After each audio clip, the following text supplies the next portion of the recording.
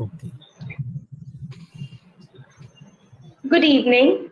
My name is Shramana Biswas. I welcome you to the stories of tribal identity and culture that will explore the role of tribal literature and tribal representation in literature in shaping cultural identity and ideology, curated under TMYS Review December 2023, in collaboration with the Center for Asia Pacific Initiatives, University of Victoria. We are also calling for the submission of essays, poems, and short stories under the project. To know more about the submission guidelines and the project architecture, please visit www.tellmeyourstory.biz. This evening, I consider myself very privileged to be in the company of our esteemed panelists, Professor Utkarsh Patel and Ms. Neha Bansal, who will shortly share their views and insights with us. The topic for today's discussion is tribal representation in Indian epics, significance and symbolization. Before we begin, I would like to introduce our speakers. Our first speaker for the session is Professor Utkarsh Patel. Mr. Utkarsh Patel is a corporate professional turned mythologist and the author of books in the genre of mythological fiction. He is a lecturer of comparative mythology at the University of Mumbai and has qualifications in mythology, both Indian and world, from Mumbai University and a guest faculty in many other institutions across the country. He is a founder member of the Mythology Project, which aims to dig into this rich cultural stockpile, piecing together the puzzle of our existence through archival collections by researching living myths and traditions and conducting public lectures, workshops, and courses for adults and children.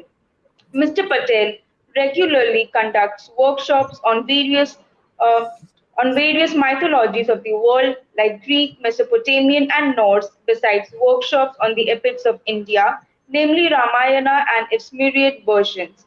He also hosts the Mythology Comes Alive series on YouTube for Saregama Music. Mr. Patel is a TEDx speaker and lecturer on varying subjects of mythology, with emphasis on interpretation of characters and incidents, feminism, management, and other facets of mythology, and other topics at various forums, litfests, organizations, and colleges. We are delighted to have you on the panel, Mr. Patel. Thank you for Thank joining you. us this evening. Thank you. Our second speaker for the session is Ms. Neha Bansal. A student of English literature, Ms. Neha Bansal has also had the good fortune to teach literature to both undergraduate and postgraduate classes till she joined civil services. She is an officer of 2010 batch of the Indian Administrative Service and is posted as Commissioner Food Safety of Government of NCT of Delhi. She is the author of Her Story, an anthology of poetry published under Navodaya scheme of Sahitya Academy. A few of her poems have also been published in two recently published volumes of poetry, Mosaic of Poetic Music, Mosaic of Poetic Musings, Contemporary Poets from India and Vibrant Voices, published by Sahitya Academy. Her interest lies in reading literature, history, mythology, and travel writing. She has presented her poetry in various programs of Sahitya Academy. We are delighted to have you on the panel. Ms. Bansal, thank you for joining us this evening. Thank you so much. It's an honor. Uh, so, um, so we will now open the forum for discussion. I would first request Professor Utkarsh Patel to share his insights. Over to you now. Right. Thank you. Thank you very much, TMYS, for inviting me here and to speak about a very interesting topic, that is tribal literature and tribal representation in literature. However, I will focus more on mythology and folk narratives, which is what my domain is. And just to introduce the idea that in India, most of the tribal communities are nature worshippers. The forest, rocks, ponds, mountains, are all very sacred to them. They believe in spirits that live in nature and natural surroundings. And some of them could be benevolent, they could be malevolent, but their life and livelihood depends on these resources. The quantum of importance given to this environment is not limited. That because the environment, the state is given the status of God as they worship the natural objects. They even protect the environment, considering it as their responsibility towards their ancestors. And they believe that their ancestors live in these natural objects or natural places. Interestingly, this is not something that is just unique to India. And this is also very common to many others, especially the Native American tribes, who too used to believe in the fact, that uh, the natural areas like the mountains, the lakes, the ponds, the rivers are where their ancestors stay. Those of you who would have heard or read, Chief Seattle's speech, which was given way back in 1854, would know what I'm trying to say out here and what it meant to the Native Americans as far as the uh, environment and nature is concerned. So the tribal communities conserve and preserve their environment through their traditional knowledge and wisdom.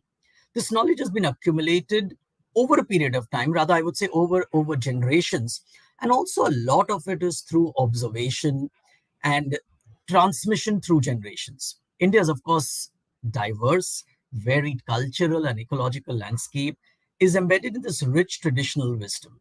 Indigenous people have depended for very, very long periods of time on local environments and provision of variety of resources. We'll talk about this further. Uh, and yes, I hand it over to Neha.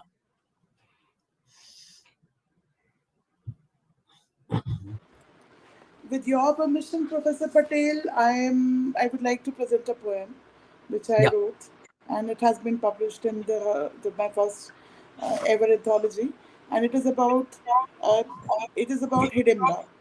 So it would actually represent. It would also give you a fair idea of what I think on this topic. So this poem is called "Love Song of Hidimbi," the forest-dwelling wife of Bhima. I saw him by the parijat tree, fragrant and wild-eyed, as he walked to and fro by the sleeping shades of five, asked to lure the humans the delectable meat my cannibal brother relished with great appetite. But one look at him on the Ashwin Purnima night, I was heady with love in the bower of milky light. Forgetting my sororal bonds, the stranger I approached, my gait coy, eyes downcast, this feeling hitherto totally unknown. Gazing at my swarthy face, his dark eyes gleamed. He eyed me head to toe, appreciatively or so it seemed. True to my tribal blood, I could not hold myself back and declared my unabashed love to the amusement of the brothers now awake. He blushed like a girl, this mighty son of God, and went to stand by his mother, who to her son's rescue came to the fore.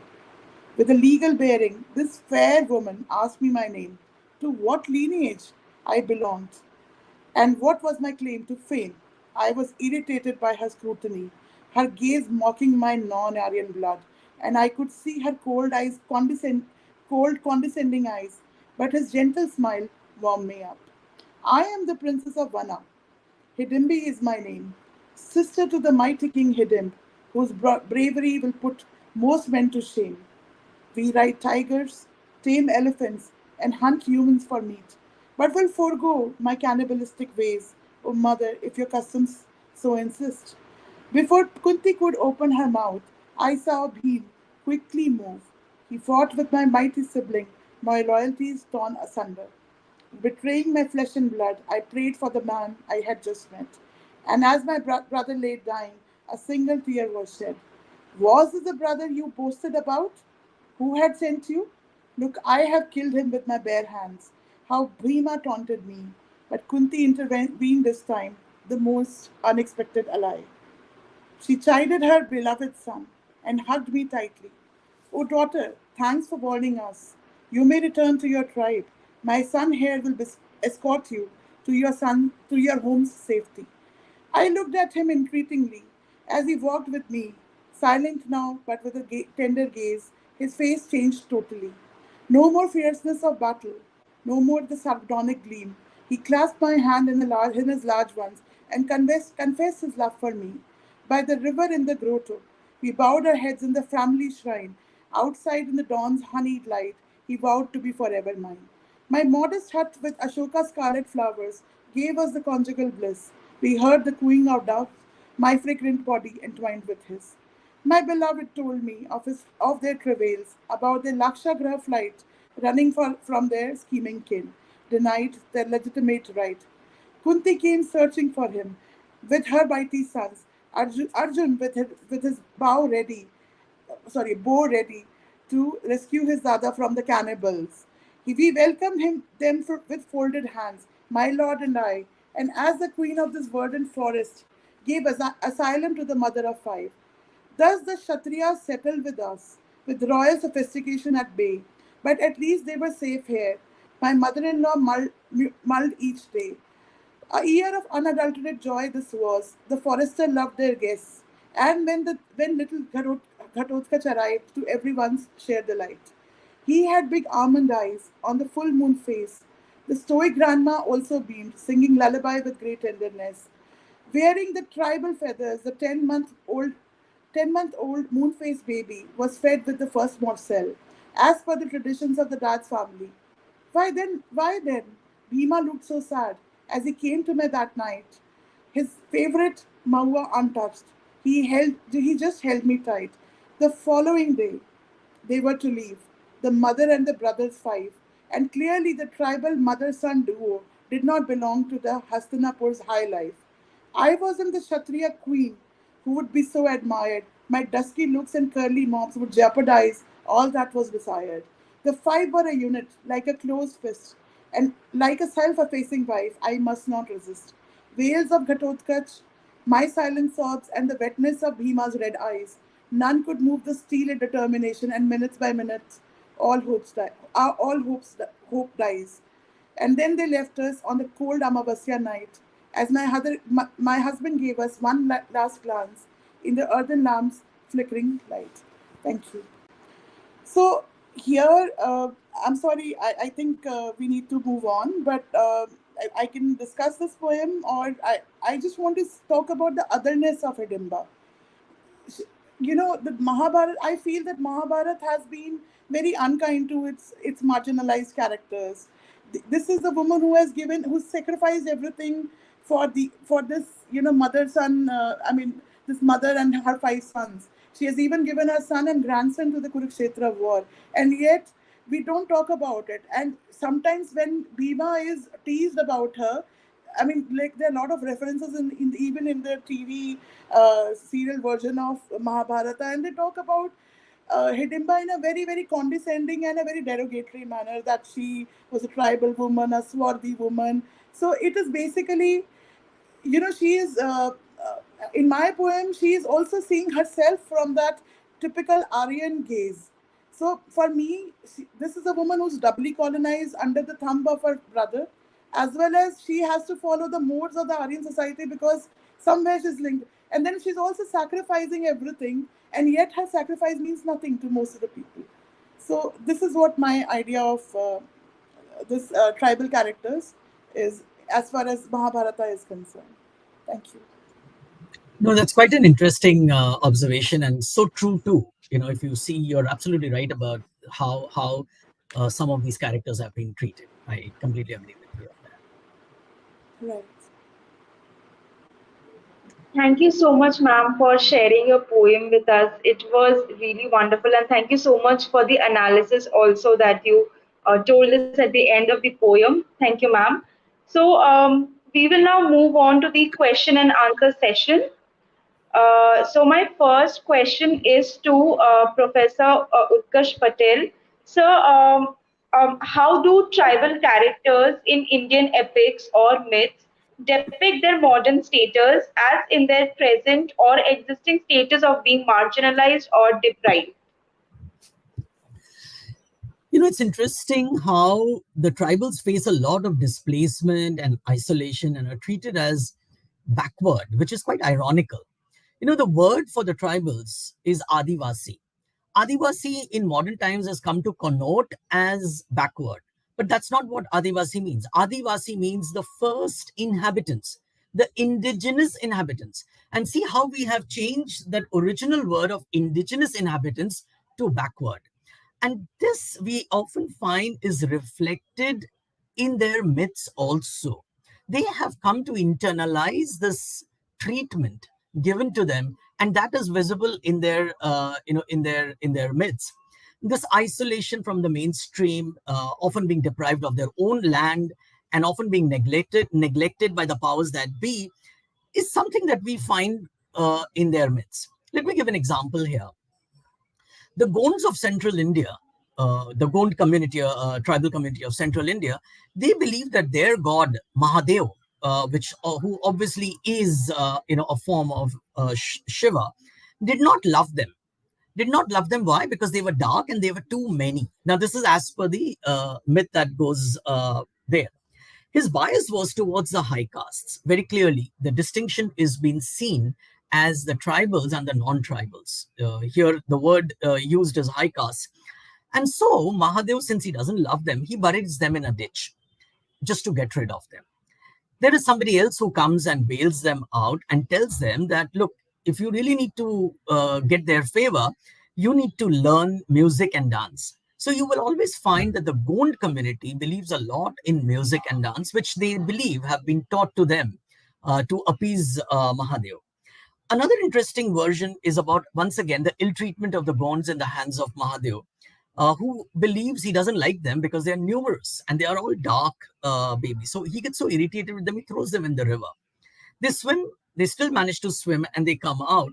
This time, Mahadev buries them in a ditch and keeps a heavy stone on top of the ditch so that they don't come out. However, one little Gond girl somehow manages to escape from there and goes to Mahadev and Parvati and asks, "Where are my brothers?" So Mahadev shows the high caste boys and girls and says, "They are your brothers." She goes there, but they ill treat him. Remember, there is the symbolism exists in everything, that the small girl, when she goes to the high caste boys and girls, they don't treat her well, which is again very commonly visible, that the tribals don't get attention or good treatment from the mainstream people. So she gets ill-treated. So she goes back to Mahadev and say, "These people don't treat me well. Where are my own brothers?" So Parvati shows her the ditch and says, "That's where your brothers are." That poor girl, all by herself, takes a lot of pains and efforts to pull that stone away from there, and out come her brothers. But the children who were buried in the ditch did not have clothes to wear. And obviously, the upper caste boys and girls were making fun of them. So they decided to run away and live in the forests. Now, this in a way explains why the tribals have always been living outside the city limits. The forest is always a liminal space, as we find in literature. So they don't live in the city with the high caste because they are not accepted out there. So if you see this few small stories that we have, and mind you, these stories about the Gonds, there are similar stories about the Baigas, the Agarias. These are all tribal people of the same areas. So it just goes on to, the story just goes on to say that how ad, they live under how adverse conditions. First, they are thrown in the water, then they are buried in a ditch. They don't have proper clothes to wear. They don't get treated well by the high caste Hindus, which of course are the mainstream people. Today, you can see them as the city bred people, the so called educated and advanced people. Their poverty and their impoverishment has been so well internalized that they're not blaming anybody, right? They are willing to accept the fact that even gods have neglected them. And that's why Mahadev treats them the way it is. And this is, again, as I said, is very, very common that we find in many of the this. So interestingly, their present day condition reflects in their myths. The way they are is something that we find them internalizing it, and the fact that they're not being treated well is reflected in their myths. Yeah, Sherman. Thank you so much, sir, for answering to this question. So my next question to you is, how do different regional variations and retellings of Indian epics portray tribal characters, and what are the regional nuances in their representation? So let me tell you a small story out here. It's really not uh, directly a tribal narrative, but it will bring up some of these interesting. There are this very strong tribal undertones in this narrative. This we find in the Bengali version of Ramayana, and it's also very popularly known as Mohirabaner Pala, or the episode of Mahiravan. The story goes that Ravan has recently lost his son Indrajit in the epic, and he's quite crestfallen because he was so sure that his son will, win over. So he's really sad, and that's when his mother comes, to see him and kind of tells him that, look, I still think you're making a big mistake, and you lost your son. He was one of the bravest. He was supposed to have defeated Indra. He's been defeated, which very clearly shows that these two people are not ordinary people. I think you need to mend ways, but he's not willing to give in. Before she leaves, she tells him and reminds him that you have another brother who doesn't support you, but it's time you went and spoke to him. This brother, his name is Mahiravan, and he lives in Patal Lok. He lives in Patal Lok, and he doesn't subscribe to the ways of Ravan. He doesn't agree with what Ravan has done. So he sort of cut his relations off with Ravan. However, Ravan somehow goes to Patal Lok, tries to convince him that, look, it's a great thing if you help me and join me. But Mahiravan is not interested. At certain point of time, Ravan tells him that these two men, Ram and Lakshman, are considered to be the perfect men. Don't you want to offer sacrifices to your goddess by getting these two people? And that motivates Mahiravan. And so he decides that he's going to kidnap Ram and Lakshman and get them and offer sacrifices to the goddess.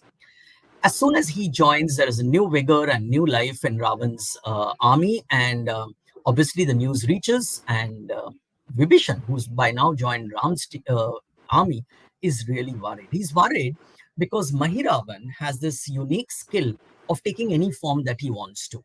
So they are all worried, and so it was decided that Ram and Lakshman will be, when they are in their tent, they will be guarded by none other than Hanuman, because he's the only person who can be trusted on this matter. However, Mahiravan, after many trials, decides to take the form of Vibhishan himself, and he enters the tent. He takes the form of a small bee. He kidnaps these and digs a hole in the ground and escapes. By the time people come to know about it, it's too late. Another person who can take the similar form is none other than Hanuman himself. So Hanuman has been sent to bring these two people. The story is a long narrative, so I'll cut it short. He reaches Patal Lok. Hanuman reaches Patal Lok, and he learns that Ram and Lakshman are being prepared to be offered as a sacrifice tomorrow morning. So he immediately goes to the place where sacrifice is going to be offered, and he sees that Mahiravan has been worshipping goddess Kali.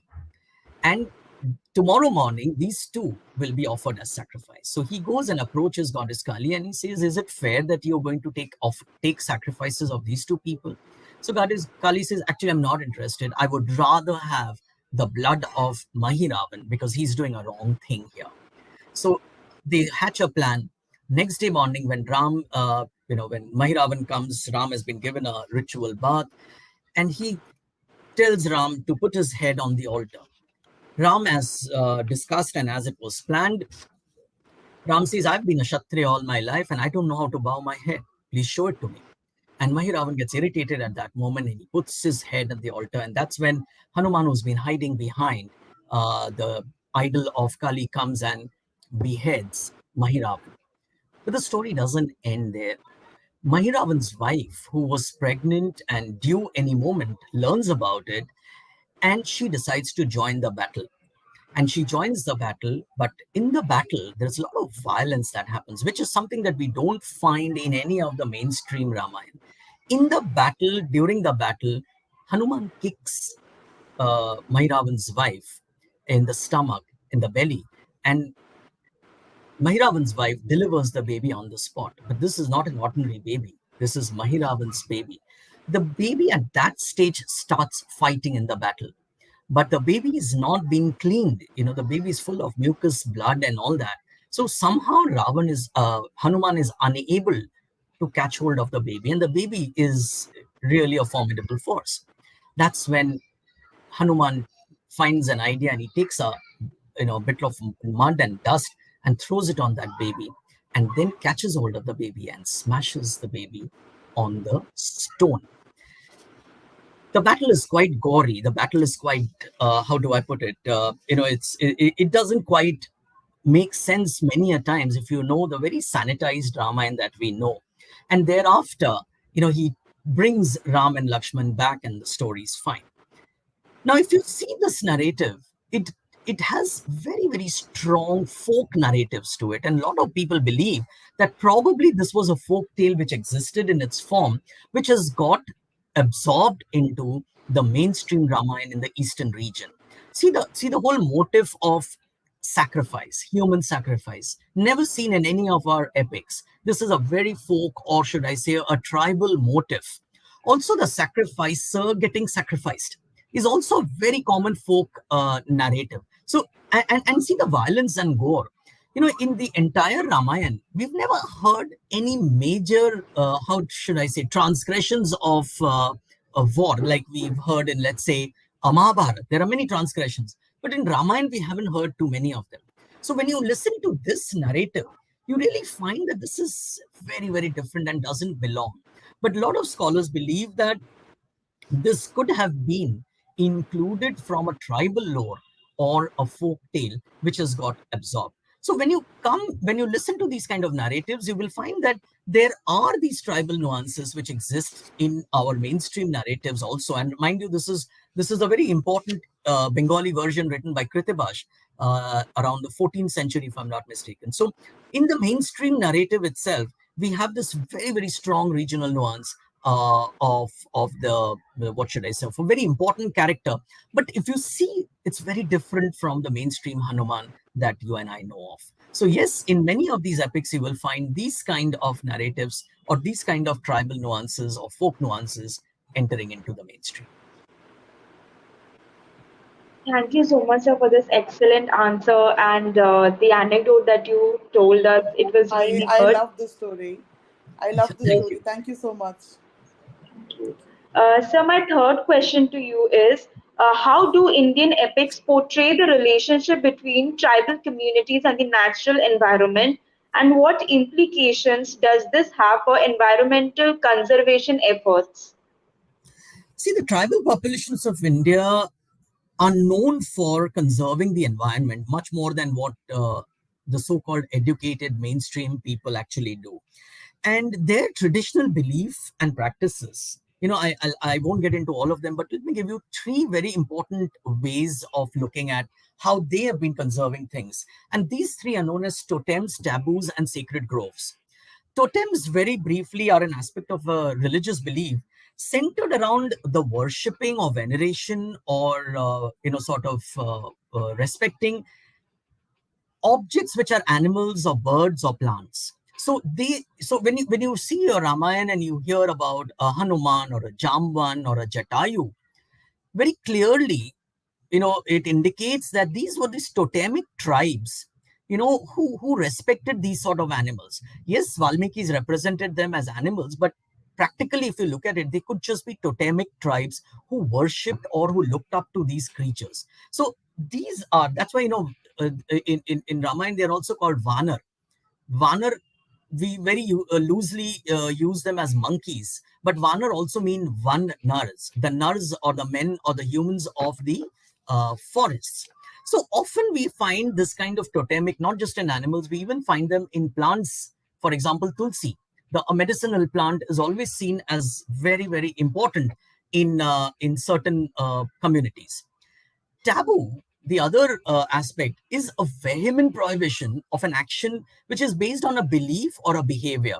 For example, certain things are not to be touched, certain things are not to be killed, certain things are not to be used in eating. This, in the pre-literate society, this kind of prohibition was one way of guarding people or warning people not to abuse certain natural objects. So don't kill this kind of an animal, don't hunt animals which are expecting to deliver very soon, so on and so forth, right? And this also in a way deterred people from killing certain animals. For example, snakes. Nobody killed snakes. Now obviously there were these narratives that if you kill a snake, the female snake will later on come and seek vengeance. Now this might make a very nice folk plot for people about vengeance and all, but in a way it was kind of expected that snakes are not to be killed.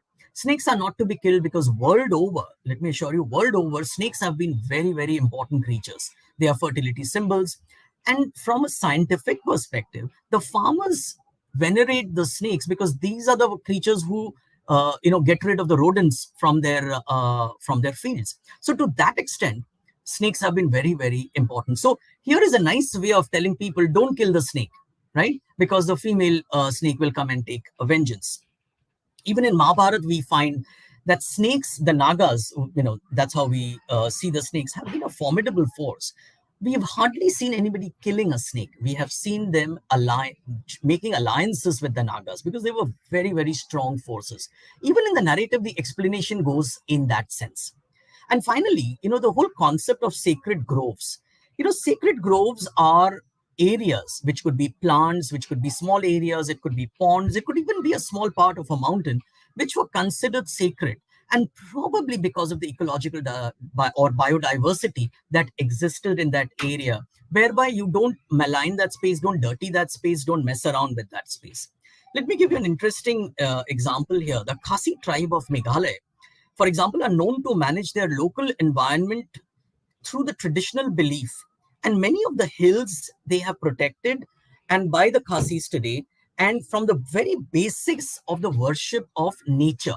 So they worship those places, and it is believed that some of these have some really rare trees and rare creatures of birds and animals which are not seen anywhere else.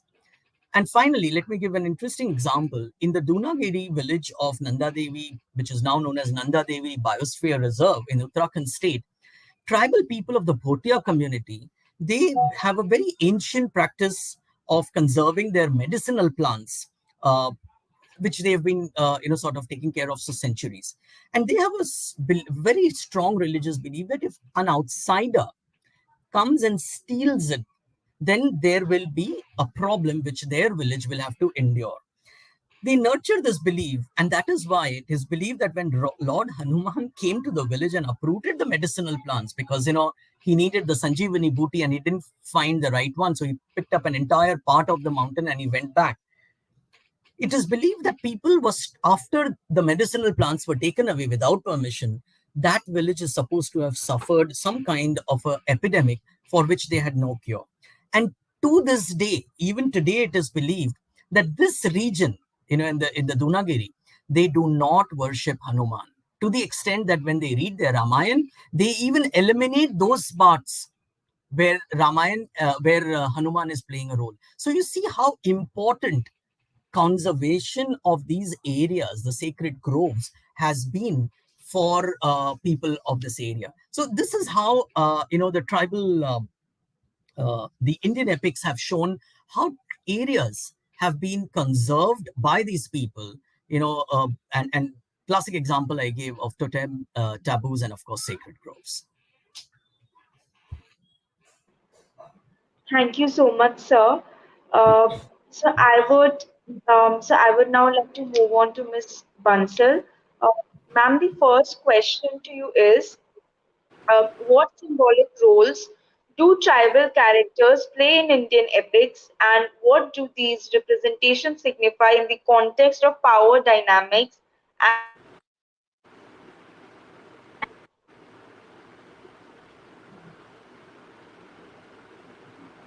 Hel- Am I audible? Ma'am? Yes, Am ma'am, I you're audible? audible. Yeah. Yes. First of all, I would like to compliment Professor Patel. I think whatever you told was made so much sense, and particularly you know, I've been fortunate that I've worked in Nicobar for some time, sir, and there the what you said about the sacred groves, it totally made sense to me because they are also the practitioners of ancient Ayurveda system or their own system.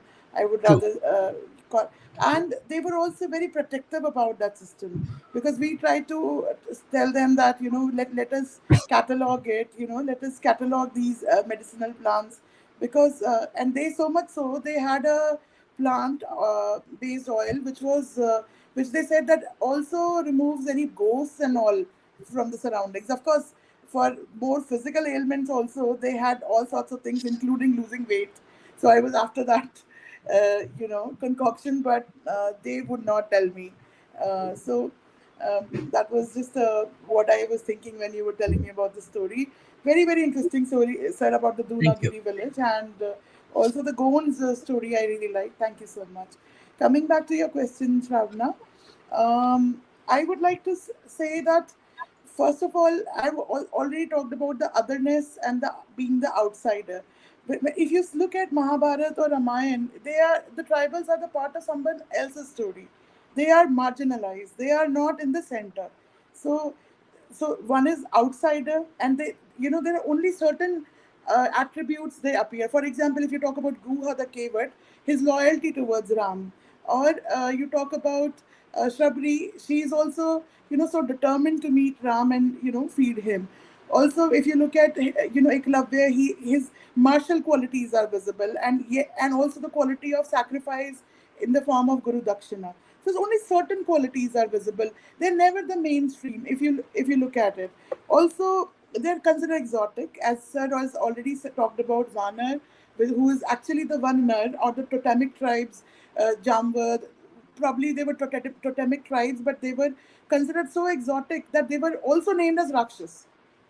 Some either they were these Vanars, or Jambat, the bear tribe, or whatever. But also they were also, some of them were also considered the Rakshas. For example, the Yakshas or the Gandharvas. For example, if you look at Tarika is just a woman, probably a tribal woman, who's actually trying to save her land from being encroached by the rishis and sages. But how she is treated, and then Ram is called to take her down, and they take her down, and they also try to Brahmanize her by giving her a Brahmin funeral. So the idea, or the Aryan funeral, I would rather say. So the thing is that how these people are interpreted. They are so exotic that either they are your ally, like the Vanars or the Jambad, or the the Garuda. So what? Sorry, not the Garuda. The one who takes, who one who tries to protect Sita. The Jatayu. Jatayu. I'm so sorry. Thank you. So, and or they are the Rakshas who are always trying to create trouble. Who Marich, who comes in the form of the golden deer, who was also the son of Taraka. Recently, I read a book by Anand Neelkantan sir, and it was called uh, Valmiki's Women. So I really found the Taraka section very, very intriguing, because it talks about how whatever is different is considered, it's not considered desirable. So they have tried to, villainize it.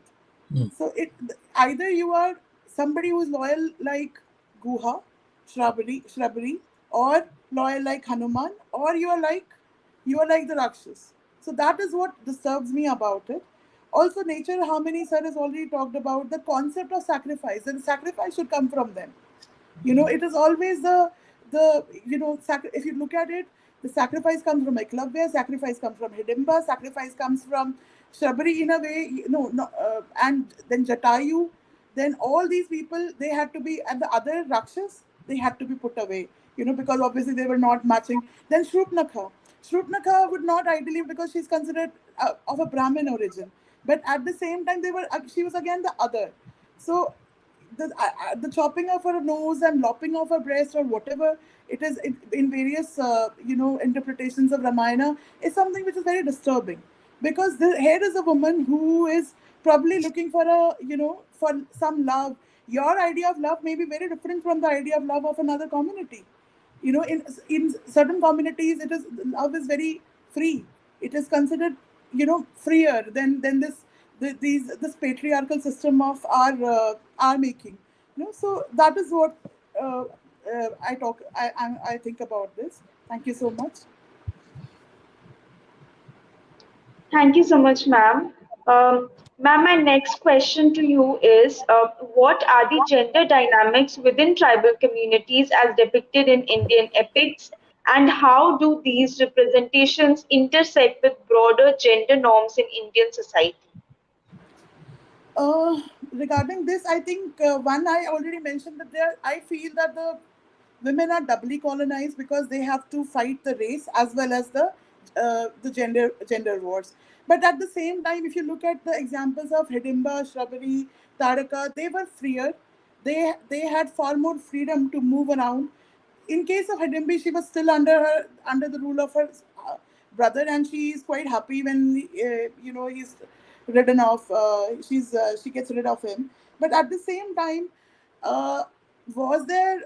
I mean, if we can say that they were completely free, I really don't know. As far as, of course, if you look at the patriarchal Aryan society, definitely there is far more freedom in the when it comes to the women in epics. But when it comes to uh, the freedom within, I don't think so. The women are shown to be more passionate. The women are shown to be more free. They do whatever they like. In my poem, also I represent, she's unabashed. She declares her love, and also she's willing to give up, because somewhere she's seeing, looking at herself from the gaze of that Aryan society. She has considered their superiority, and somewhere she acknowledges that superiority, and she understands that somebody like Draupadi could be the wife of Bhima, but not me. I cannot stay as the wife. My son cannot become the Rajkumar or the prince. And she's quite willing to give up on her son and the grandson for these warriors who had left her, who had marooned her. But at the same time, then if you look at the contemporary times, I still feel that the tribal societies, of course, they have their own modes and they have their own systems. Like, for example, the marriage institution of marriage as we understand it is way different from them. For example, I would like to give example from Nicobar itself. uh, the idea of marriage, of course, because they were Christianized and they were Islamicized, and but the Islamized, and but the issue is still that thing about that the freedom of sexual freedom, as we talk about, was there. It was much more. I remember a very simple incident that there was a helper in our house who was of Nicobari origin, and I asked her. She came after 3 4 days, and she was on leave. So I just want to tell you. So on the dining table, my husband and I were sitting, and we asked her. I asked her, why didn't you come? So she told me हमको period हो रहा था. My husband looked at me, because this was 10 years ago, and he had not heard a woman saying that in an outside. So I told her, she's a tribal. Why are you judging her from? And I said, you should not be judging her from that. That typical, because here in our society it is such a taboo to talk about period, to talk about menstruation, to talk about pregnancy, to talk about labor pain, and especially about women losing virginity and all the. And but that was so much obvious. And and I was like, for a minute I was taken aback. But yes, then I was like, okay, when तुम्हें जब भी छुट्टी चाहिए तुम ले लेना. So, but the idea of, and I remember, uh, abhi bhi, every time a woman goes to a market, it is embarrassing for her. She brings up the sanitary napkin in a black polythene. If I tell one of my people in the house and tell them to go and bring sanitary napkin, they give me that odd look. So the idea is definitely that there is, when it comes to sexual freedom, the tribal societies, then it comes to matrilineal societies also. So women are definitely, they have far more power. If you look at Meghalaya, Sarah has given some of the best examples. So I had a batchmate who talked about it, how the society is far more matrilineal and how the women are far more empowered in that sense. So yeah, definitely, I still think that the women, but the problem of doubly colonized is still there. So the especially when it comes to the male of the mainstream patriarchy looking at the woman of from the tribes. So that is my take on it. Thank you. Thank you so much, ma'am, for this very detailed and this very interesting answer. Ma'am, my last question to you is, how do contemporary adaptations, reinterpretations, and performances of Indian epics incorporate or challenge the representation of tribal communities? I think our contemporary adaptations are doing very well. And I've seen, I don't know, n number of books which have been reimagined from certain point of views, the point of views of the marginalized characters. For example, as I just mentioned, the book of Mr. Neil Kantan, the I think the Taraka section was so beautiful. It was just mind blowing. I never thought of Taraka. I wrote two poems of it on Hidimba and Shrutnaka. Shrutnaka ko bhi justify. I had to justify her, and my parents were like, "You cannot justify her."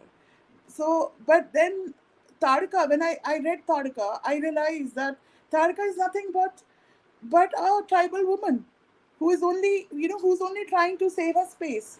Similarly, if you look at, the writings of the wrongs. For example, if you look at Indraprastha, Khandaprastha becoming Indraprastha, that came at the sacrifice of so many forest dwelling people. Those, they were not just animals. So the Nagas probably were the Naga tribe, as sir had already mentioned, and True. that is why, so there was so much of burning. You are actually claiming their space to make your own capital, your empire. I mean, you are deplacing or replacing, or rem, displacing the people of who are actually the rightful owners. So I think there should be a talk about this. Then there should be a talk about, Eklavya, of course, has been given far more importance in the contemporary writings. Of course, Eklavya has been, to some extent, he has been rehabilitated, and I think in literature. But I think the women like, Hidimba or Shrutnakha, Tarka, and all the other characters, the characters who are not even named. For example, there's another character called Shambhuka, which is considered a later interpolation. He's not exactly a tribal, but he's a low caste.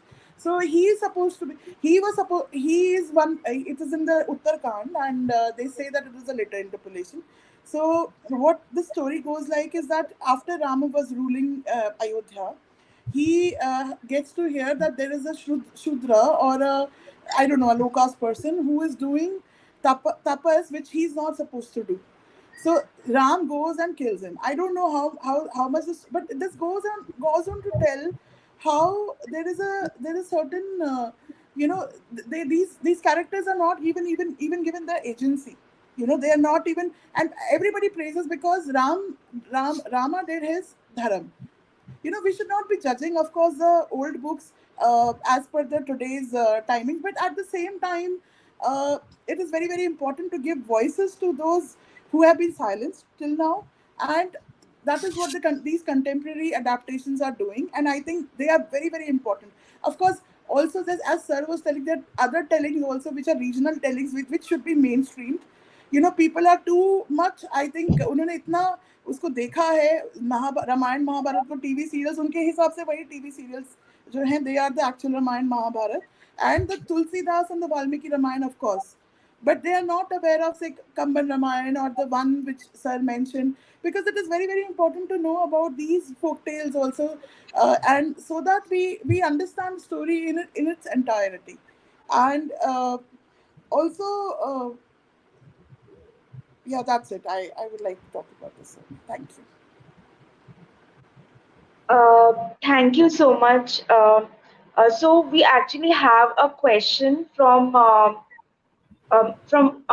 one of our audience. So the question is, can we interpret the conflict between goddess Manasa and Chand Sadagar and the killing of Parikshit by Takshak as examples of tribal communities trying to make their voices heard? So I would Yes. request our panelists to please give your respective views on this question. Should I? Yes, yes, please. Yes, definitely. Chand Shadagar and Manusha example is a conflict of the mainstream and the tribal. So, goddess Manusha is a tribal deity.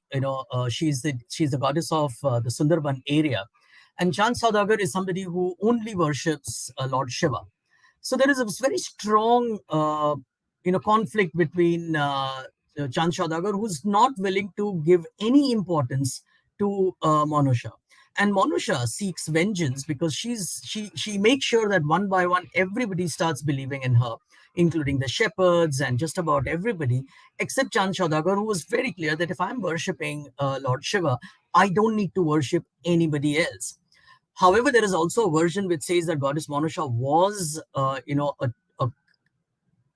daughter of Lord Shiva, but that is a bit of a convoluted explanation of how she was the daughter of Lord Shiva. But yes, she was in a way. But nonetheless, not accepted in the pantheon, if you remember. In the pantheon, we don't have Goddess Manusha seen as a daughter of Lord Shiva, except Lakshmi and Saraswati when you look at the Bengal, since this is a story from the East. So yes, that is definitely seen as a conflict, including Parikshit, and the Takshak. Of course, there is an enmity which is from the past, which, ma'am mentioned just now about the Khandav Prast. That's where everybody was burned. But yes, it's a conflict because the whole idea is that when you unsettle somebody from their own region, they are bound to get back at you, and that is exactly why you find that there's so much of unrest in certain parts of our country. Call it a deviated political setup, or whichever way you want to look at it. But it is, the genesis is that people have been displaced from their land. See, that is important to understand. It is their land, and we are now saying, get rid of here, we're going to do development. Get rid of this place because we're going to make mines. Get rid of this, get out of this place because we're going to make big factories. But the big factories are still not giving them employment. The mines are not giving them employment. It's like, this is your land. You have to, they don't get it, and they won't get it, that this is your land. Now you get out of this place. We will tell you how to live here. And that's exactly what had happened in Kandapras, where everybody was literally not allowed to leave. Yeah, at least these days, the tribals are allowed to leave. In Kandapras, that didn't happen. They were literally charred to death. So yes, there's a conflict of the two kinds of people, which is very, very evident in Parikshit and Takshak conflict also. Thank you so much, sir. This brings us to the end of today's session. I thank all the panelists once again for sharing their invaluable perspectives um, on the topic. This is also to remind that we are calling for submissions on tribal literature and tribal representation in literature, the details of which can be viewed on www.tellmeyourstory.biz. We will come back to you soon with our next panel discussion on the project. Till then, good night, everyone. Good night, everybody. Good night. Thank you so much.